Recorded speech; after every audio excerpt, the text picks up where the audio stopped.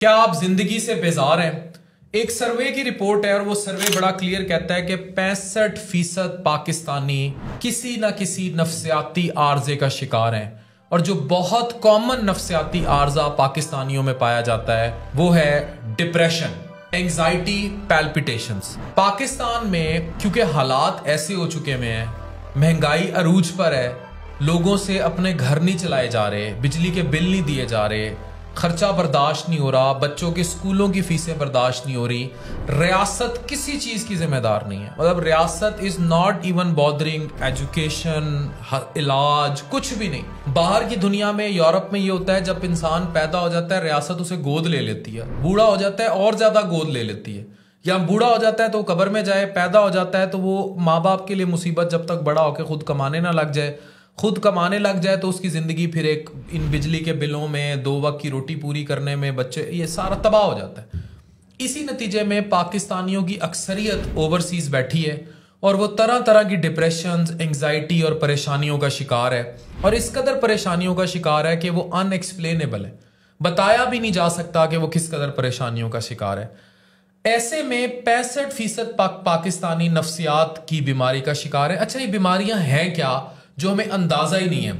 नींद का ना आना, आप लेट जाते हैं, आपको इंसोम्निया शुरू हो जाता है, सर दुखता है, पीछे पट्टे खिंचते हैं, असाबी तनाव होता है, खाना हजम नहीं होता, पेट में गैस फील होती है, इस्तराब रहता है, चिड़चिड़ापन शुरू हो जाता है, गुस्सा बहुत ज्यादा आना शुरू हो जाता है, हिजान अंगेजी आ जाती है रवैयों में, खाने को पड़ते हैं, कोई बात हो खाने को पड़ते हैं, और हद से ज्यादा फिर आप ओवर ईटिंग भी शुरू कर देते हैं, बाजुकात भूख का ना लगना, बाजुकात बहुत ज्यादा भूख का लगना, और उसके अलावा मुख्तलिफ किस्म की चीजें होने लग जाना एक नॉर्मल इंसान के अंदर। मतलब वो नॉर्मली सोता है, उठता है, खाता है, पीता है, लेकिन ये सब डिस्टर्ब हो जाए, मैदे का डिस्टर्ब हो जाना, ये सब अल्टीमेटली आपके उस इस्तराब या उस उकताहट या उस परेशानी या उस मायूसी या उस डिप्रेशन की तरफ इशारा करती हैं, जिससे आप, ये जनरलाइज्ड एंजाइटी डिसऑर्डर की तरफ इशारा करती हैं, जिससे आप गुजर रहे होते हैं।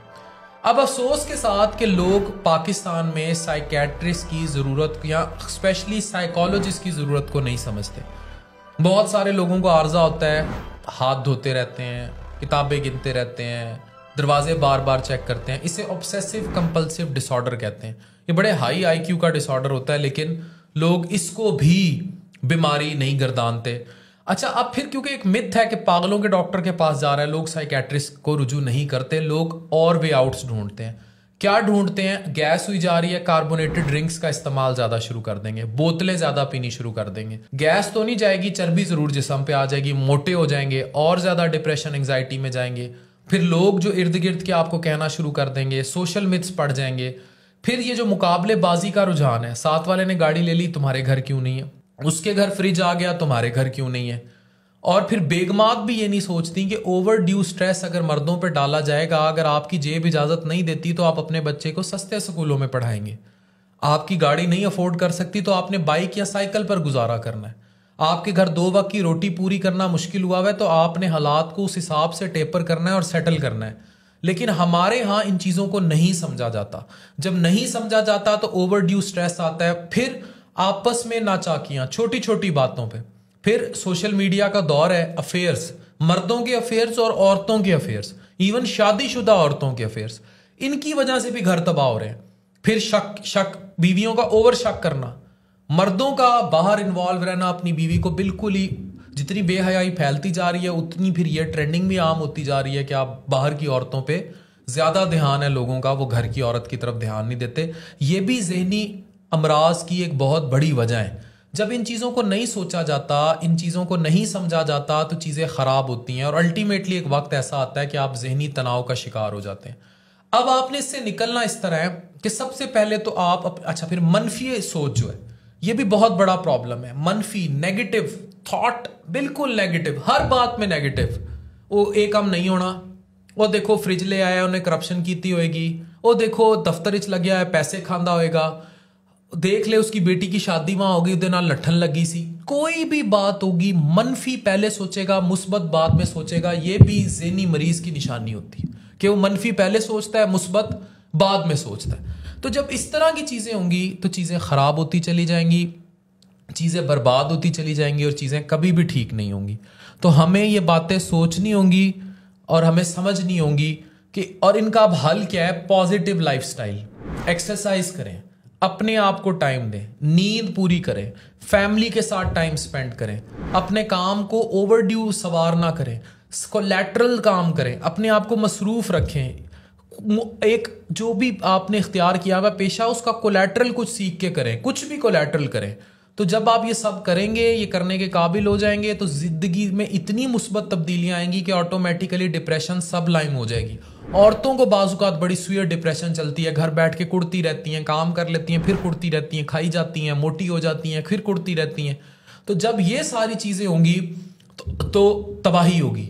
लेकिन अगर वो एक्सरसाइज करेंगी साथ सहेलियों से, जिसके लिए मर्द भी उनको अलाउ करेंगे, वो कोई घर में नौकरानी तो नहीं तुम ब्याह के रहे ना, उसको अलाउ करें, उसको एक हेल्दी लाइफस्टाइल अलाउ करें, उसको हेल्प करें चीज़ें, तो उसकी ज़िंदगी भी आसान होती चली जाएगी। तो ये हमें सोचना है कि हमने किस तरह अपने लाइफस्टाइल को ठीक करना है। फिर सबसे बड़ी जिम्मेदारी फिर रियासत की आ जाती है। वो से लोग ठीक नहीं होंगे, आपको लोगों को की जिंदगियां बेहतर करनी पड़ेंगी। मुराद मेरी ये है कि आप अनड्यू प्रेशराइज लोगों को नहीं करेंगे कि नहीं दे रही रियासत। रियासत का काम है उनको रिस्क देना, उनको रोजगार देना, उनको सेहत देना, उनको तालीम देना और टैक्स कलेक्शन के नेट को अच्छा करना। और ये तभी होगा जब मुल्क में स्टेबिलिटी आएगी।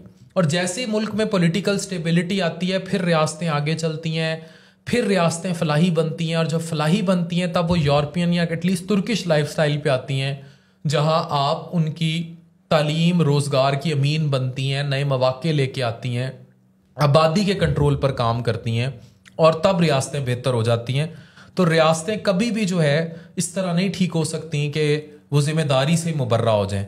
फिर कानून और इंसाफ जिन माशरों में आम होता चला जाता है, वहां भी लोगों की जहनी टेंशनें कम हो जाती हैं। तो ये सारे फैक्टर्स हैं, इन पर काम करना होगा, तभी ये जो 65% पाकिस्तानी नफसियाती अमराज का शिकार हैं दुरुस्त हो पाएगा। डॉक्टर अफान कैसर, साइनिंग ऑफ।